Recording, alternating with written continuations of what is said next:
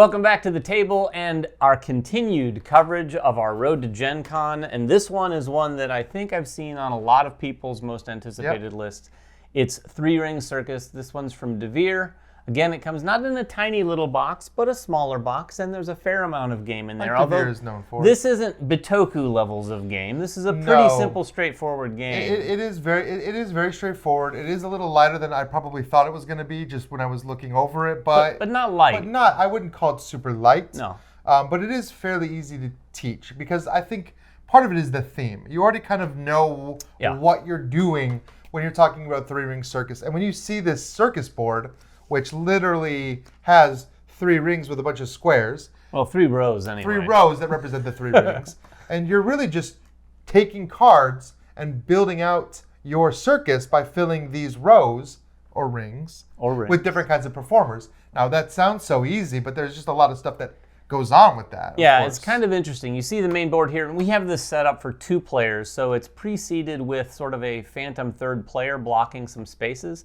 We've already got some variability here. As you can see, I don't want to move these too much, but there's whole sections that you can cover up, and even in a 2-player game, you can decide to cover up either Boston or Indianapolis. Yeah. We're from near Indianapolis, so we decided to keep that uncovered. Right. It even has the Soldier and Sailors monument here. It's a very nice little touch.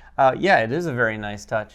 But you're going to be traveling around this map with your caravan and performing at these different locations. You've got small towns, medium cities, and then the big cities. And the big cities actually have these cards that are variable scoring every time you play. Traveling and performing is one thing. The other thing, like Ryan said, is actually building your circus, because you're going to have performers in order to get more money and to do better in these venues, if you will. And when you build that out, that's kind of where the puzzle exists. That's where the thinking exists, because as you add performers to your board, you're going to be adding them in strictly sequential ascending order in each ring. So each card has a number in the upper left. Now, some of these cards, there's a variety of different performers. You've got cards right here, but you've also got money cards. And both of them have performers. The money cards are kind of multi-use in that those can sort of be burnt when you hire those performers. Well, yeah, there's the ticket, or the money cards can be used in 3 different ways, which is, again, part of that puzzle of deciding how you want to play things. Because some of those, like David said, are just performers. And you can kind of consider those performers to be like your opening acts. They don't offer as much power as some of these, special performers over here. But they still kind of fill in your circus in a really interesting way that we'll talk about. But they also provide money for you. Yeah. So when you're playing one of those performers into your circus, you have to pay for them by discarding others. But also, a lot of them have special abilities printed on the bottom that you can discard at certain points to use the power. So really, you're using every one of those money cards in potentially 3 different ways. And they are kind of scarce. You've got to find ways to get them.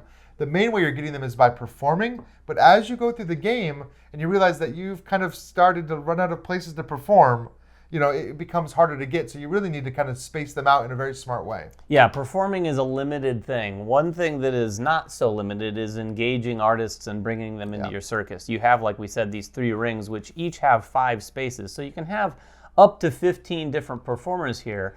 And when you engage an artist, you're simply going to take an artist out of your hand, whether it's a basic one from the money deck or one of the 3 other categories from the performers deck, and place them into one of your rings in sequential order. So if it's your first one, it's going to go in the far left. But then after that, you're just going to basically shuffle the cards left and right, making room for where it's supposed to go. Yeah. And when I say strictly ascending, it means you can't have 2 of the same number. True. So as you add these, there's going to do various different things. One of the things, it's going to add icons to your circus, because you can see here on the board, there are little icons in these like rounded areas. That represents sort of the power of your circus in different categories. The trains represent how far you can move when you're going to perform. The little pedestals represent sort of the entertainment value of your circus when you perform at the medium cities. All sorts of things like that. And like Ryan said, some of them won't even go to your circus. In fact, this one I played will not go to my circus. Some of them look like that, which are those abilities that you can use typically when you're performing, usually, that let you kind of temporarily have some artificial amount, or they might just let you draw a card into your hand. Now, another interesting thing about puzzling out where things are going to go on your board are not just the symbols that you're covering, because every time you cover one of these symbols, that you're getting something. You're getting to draw new cards. You're getting to draw some in-game scoring cards that you can slot over here. But sometimes you're actually covering up beneficial symbols too. Yeah. All of these top symbols, the trains, the money, and the pedestal, they just contribute to your circus until they're covered. And so you're actually kind of losing some of your abilities. You're losing some of your money generation. You're losing some of your movement generation. Now you can find other cards that replace that, like this train card here. I could cover a train with a train and I'm in good shape.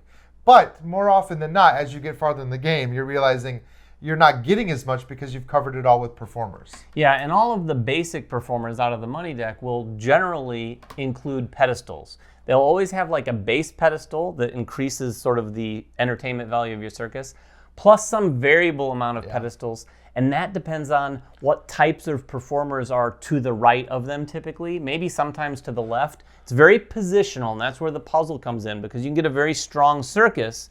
And why you want to do that is because when you perform at the medium cities here, it depends on the sort of entertainment value of your circus, what rewards you can grab. And the rewards are going to be victory points or potentially grabbing some of these more special performers, which I learned in our play is something that you probably want to do, because I just tried to get points, but you really need to get those special performers to sort of unlock the higher point scoring opportunities. Right, because these other performers, and there's three types. You have like your acrobats, your special performers, your strongmen, your animals. Yeah. These are going to be required to perform in very specific cities. If you look at some of the major cities, they all have one number in the center. Like this is a purple 9. If you ever want to perform in Washington, D.C., you have to have a purple 9 card in your circus, or they don't even want your act. They say, we're not interested in that. And it kind of gives you some art that kind of shows you what performer that is, but then it gives you some variables as well. So if you really want to maximize your points in Washington, D.C., you need that purple 9, but you need a blue card to be higher than it, and an orange card to be lower than that. So that's already 3 cards out of the 5 potential cards you can have, and these all have to be in the same ring of your circus. So that's where your 3 rings come into play. Every city is going to have a different requirement, and in more players, you're going to have 2 more of those cards. So trying to build out this tableau in such a way that you can maximize these cities and perform in as many of these cities as possible does become quite a bit of a puzzle, especially, like I said, when you have more cards to consider than just the 3. Right, and as puzzly as that is and as complicated as that can get, it's still a very easy game to play, because like we said, on your turn, you're either adding an artist, or they say engaging an artist to add to your circus, or you're performing. And when you perform, you simply look at all the trains that you have uncovered on your board, and you can move up to that amount. And when you do move, there's some guidance there in terms of like being able to jump over places that have already been performed or other caravans. But wherever you land or wherever you choose to stop, you perform. And when you perform at a small town, that's simply a way to gain money. And you're usually going to gain some amount of money, 1 to like maybe 3 or 4 money. And when you do that, you just take money cards off the deck. Now again, that's money, but it's also other performers that might perform for you. The medium ones, like I said, are variable based on the entertainment value or the pedestal value of your circus, and you can grab different types of rewards there. And you're going to get some bonuses for having particular types of performers in your circus when you perform there. You see, this wants an animal or a magician, and I get a free 2 pedestals that lets me artificially kind of climb up that rewards chart. And then, like Ryan said, the big cities operate quite a bit differently, where you have to have a very specific performer. And in fact, just to give you a clear example, this one wants the blue 8, which is the fire breather here. So just to make it clear, if you do not have a fire breather, number 8 blue, you are not performing in New York City. And everything is first come, first serve. That's what you have these little markers for. If you perform in one of the small cities, you place your marker on that. If you perform in one of the medium cities, you put your marker on that. If you perform in one of the big cities, you put your marker there to get some extra points. And so these spaces do start to close in. Now, you might want to go to different areas for, the specific points or whatever rewards you're getting for performing.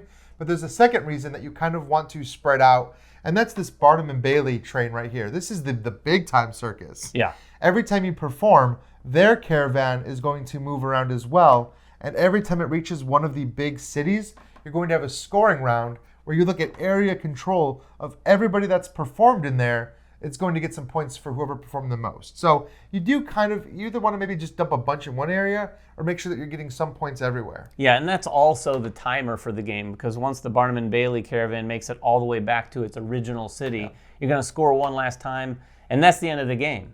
So yeah, this Ring Circus is a simple game to play. Yeah. It's got some layered thinking. The puzzle that happens on your board is interesting, although it's not like you're playing cards out there where, oh, I gotta play this 3, and then you have to play the next higher card next. You're able to flexibly move your cards around. Give you a little lenience with that. You can always play lower cards. You're not locked in, which I think there might be room for an expert variant. Ooh, that would be rough. You couldn't do that if you wanted a real challenge. That would be rough. But if you have any questions at all, please make them in the comments below, and definitely check this one out. This is going to be coming to Gen Con, and like I said, I think there's going to be a lot of people interested in this. Yeah. So you might want to line up at the DeVere booth early if you want to get a chance to buy it. We'll see you next time, and until then, make sure everyone has fun at the table.